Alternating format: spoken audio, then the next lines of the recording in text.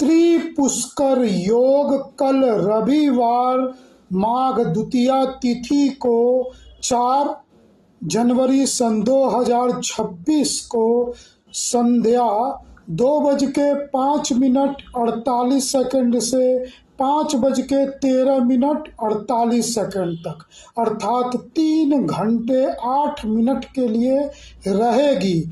यह त्रिपुष्कर योग क्या है और इसमें क्या करने चाहिए, किन कर्मों से बचना चाहिए, अच्छे से समझने की जरूरत है, तभी लाभ उठा पाएंगे। क्योंकि ये समय तो आप व्यय करेंगे ही, यानी बिताएंगे ही जरूर। तो समझ लीजिए कैसे बिताएं। नमस्कार, मैं कर्ण सांडिल्य 16 संस्कार शीतला धाम मऊ जनपद से कल द्वितीया तारीख माघ मास कृष्ण पक्ष की और जो है वह रविवार की संध्या और पुनर्वसु नक्षत्र जिसमें 3 चरण मिथुन राशि का होता है, इसलिए त्रिपुष्कर योग बन रहा है। अब आप चाहे जो कार्य करें उसके 3 गुना परिणाम रहेगा। चाहे शुभ काम करें चाहे अशुभ काम करें, और वो काम भी जो एक बार तो करना शुभ है पर 2 और बार हो जाए, यानी कुल 3 बार हो जाए तो वो शुभ नहीं रहेगा। जैसे दवा खरीदना तो शुभ है, पर क्या बार बार दवा खरीदना पड़े तो क्या वो शुभ है? ऑपरेशन एक बार सफलतापूर्वक करवाना तो शुभ है, पर क्या वो 3 बार करवाना पड़े तो शुभ है? आपका विवाह एक बार हो तो शुभ है, पर क्या वो बार बार हो तो क्या शुभ है? तो यही समझना है इस 3 घंटे 8 मिनट के बनने वाले योग में कि यह मेरे लिए कब और कैसे शुभ होगा और क्या कर लेंगे तो अशुभ होगा। तो इस त्रिपुष्कर योग में आप वही कार्य करिएगा जो आप बार बार हो तो भी आपके लिए शुभ ही हो। जैसे दान देने का कार्य, आशीर्वाद लेने का कार्य। बार बार दान देना भी आपको कठिन समझ में आएगा, परंतु बार बार आशीर्वाद मिलता रहे तो आप तो वैसे ही लाभान्वित होंगे। तो ऐसा काम कर दीजिएगा ताकि बार बार आशीर्वाद मिलता रहे। कोई ऐसा शुभ काम भी मत कर लीजिएगा कि बार बार वो काम करते ही रहना पड़ जाए। यह ध्यान देने की बात है। तो कल ये समय पुनः बता दूं, 2:05 दोपहर, कल रविवार 4 जनवरी सन 2026 को पड़ रहा है संध्या 5:13 तक। इसमें वही कार्य करिएगा जो आपको शुभ समझ आए और बार बार उसकी शुभता मिले तो भी आपको लाभ ही मिले। तो मैं थोड़े से में आपको इस बात की महत्ता बता दिया हूँ।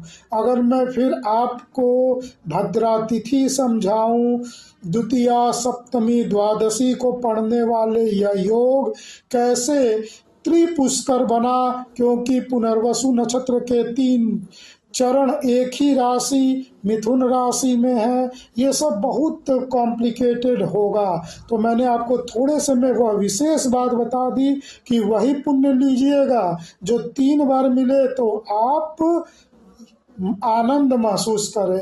तो मैं तो समझता हूँ वह कार्य है केवल मंत्र जाप करने का और आशीर्वाद पाने का। तो ऐसे काम करिएगा इस 3 घंटे 8 मिनट के समय में कि आपको पुण्य मिलता रहे एक बार का 3 गुना।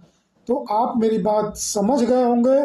थोड़ी सी बात में बड़ी गहराई है, वीडियो को बार बार देख के समझिएगा। और इसीलिए हम कहते हैं कि यदि आप हमारे साथ इस फेसबुक पेज पे या यूट्यूब चैनल पे बने रहेंगे तो आप पुरुषार्थ वही करेंगे पर आपके परिणाम औरों से बहुत अलग होंगे।